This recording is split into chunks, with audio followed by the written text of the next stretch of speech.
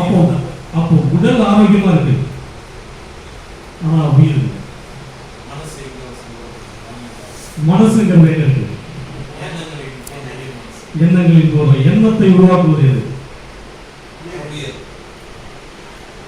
இப்படி கேள்வி கேட்டுட்டே போயிட்டே இருக்கலாம், பதில் கிடையாது. இப்போ உயிர் தான் உருவாக்குதா? உயிரை கேட்டு எல்லா இடத்துலயும் இருக்கிற உயிர் ஏன் இல்லாம வெளியே போயிடுது? சார் கேள்விகள் 1000 சார், பதில் ஒண்ணுதான். இந்த கேள்விகள் 1000 அடிக்கிட்டே போலாம், பதில் ஒண்ணுதான். என்ன அப்படின்னா, நாம் இருந்தோறும் உடலை மட்டுமே பேணி கொண்டிருக்கிறோம், உயிரை பேண தவறுகின்றோம்.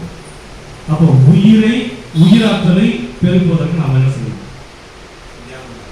தியானம் பண்ண போதுமா? தியானம் பண்ற எல்லாருமே இருக்காங்க, தியானத்திலே உயிர் புரிந்தவர்கள் இருக்காங்க. அப்போ இந்த உயிரை இந்த உடலோடு இணைத்து ஒருங்கிணைத்து வைக்கக்கூடிய ஒரு முறையை தான் இன்னைக்கு நம்ம பண்ணணும். இதுக்கு வர்ம புராண யோகம் அப்படின்னு. யோகம்னா யோக கலையோட சேர்ந்தது, புராணம்னா உயிராற்றலை உள்ளுக்குள்ளே புராணமாக மாற்றி உள்ளே நிறுத்துவது. இது எங்க நிறுத்த போறோம்? வர்ம நிலைகளில் நிறுத்தவும். அப்போ வர்ம நிலை என்பது எங்க இருக்கு அப்படின்னா அகத்தியர் சொல்றாரு, உடல் முழுவதும் 8000 இடங்களில் வர்ம புள்ளி இருக்கிறது. 8000 புள்ளி இருக்குங்கிறது. அப்போ 8000 இடத்துல உயிர் இருக்குங்கிறது. ஒரு இடத்துல இல்லைனாலும் இன்னொரு இடத்துல இருக்கிறதா என்ன பண்ணோம்? நம்ம இந்த கூட்டல் கணக்குல பக்கத்துல கடன் வாங்கிப்போம் இல்லையா? இந்த மாதிரி உயிராற்றல் ஒரு இடத்துல இல்லைன்னா பக்கத்துல இருந்து கடன் வாங்கிக்கணும். அதுவே அப்போ அது வாங்கலைன்னா என்ன பண்ணணும்? அதை வாங்குறதுக்கு நாம என்ன பண்ணணும்? தடவி கொடுக்கணும். நீ இங்க இருக்கிற இங்க போ அப்படின்னு தடவி கொடுக்கணும். எல்லாமே சித்தர்கள் சொல்றதுதான், எதுவுமே நம்ம கண்டுபிடிச்சதே கிடையாது. நம்மளால 0 இருக்கிறத அப்படியே எடுத்து நாம புரிஞ்சுக்கிட்டு அந்த சத்தை, அந்த புரிஞ்ச சத்தை அப்படியே அடுத்தவங்களுக்கு கொடுத்தாச்சுன்னா போதும். இதுதான் நம்ம வாழ்க்கை.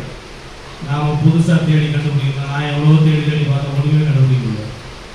எல்லாமே இங்க சொல்லப்பட்டது, எல்லாமே இங்க கொடுக்கப்பட்டது. கொடுத்ததை நாம எடுத்துக்கிட்டோமா அப்படின்னா எவ்வளவோ நம்மளாலே எடுக்க முடியல. அப்போ எடுத்தது கொஞ்சம், கொடுத்தது கொஞ்சம், வாங்கிறது யாரும்.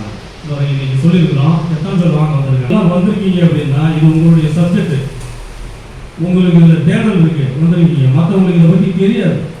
அதனால நம்ம வராதவங்களை குறை சொல்ல முடியாது, தவறு சொல்ல முடியாது. அவங்களுக்கு இதை பற்றி தெரியாது. என்ன வருமாங்கிறான், பிராணங்கிறான், யோகங்கிறான், இல்லை அதை எல்லாம் கதை விடுறாங்க.